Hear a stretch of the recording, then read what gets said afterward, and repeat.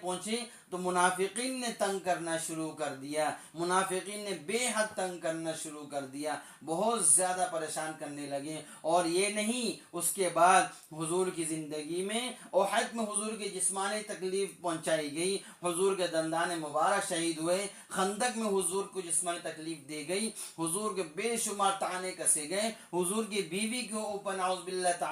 طعنے کسے گئے، حضور کی بھی حضرت عائشہ رضی اللہ عنہ کے اوپر بے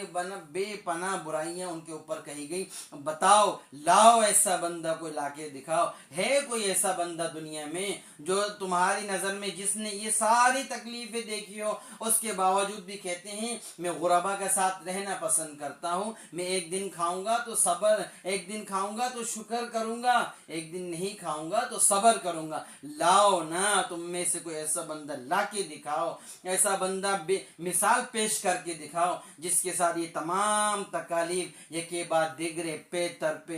در بے ان کے ساتھ یہ تکالیف کا سامنا ہوا، ان کے ساتھ یہ تکلیفیں دی گئی۔ اللہ کے رسول سب سے زیادہ محبوب تھے، انسانیت میں سب سے زیادہ محبوب تھے، اور تکلیفیں بھی سب سے زیادہ اٹھائی، تکلیفیں بھی سب سے زیادہ دیکھی ہے۔ تم کیا سمجھتے ہو؟ حضور کے محبوب تھے تو حضور چاہتے، اللہ سے دعا کرتے، یا اللہ مجھے بادشاہی زندگی دے دے، میرے چلتے کے ساتھ ساتھ آگے پیچھے میرے گارڈ چلے، آگے پیچھے بہت سارے صحابہ ہوں، فرشتے میری حفاظت کرنے والے ہوں، لیکن اللہ کے رسول نے یہ سب کچھ نہیں مانگا۔ فرمایا میں فقیری کی زندگی میں رہنا پسند کرتا ہوں، میں فقیری کی زندگی میں رہتے ہوئے کھانا تھوڑا سا کھا کے، تھوڑا سا نہ کھا کے رہنا پسند کرتا ہوں۔ اللہ کے رسول نے وہ تمام تکالیف دنیا میں رہ کے دیکھی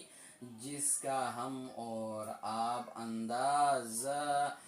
بھی نہیں کر سکتے، سوچ بھی نہیں سکتے۔ اللہ ہمارے محبوب صلی اللہ علیہ وسلم کی زندگی کے مطابق زندگی گزارنے کی توفیق نصیب فرمائے۔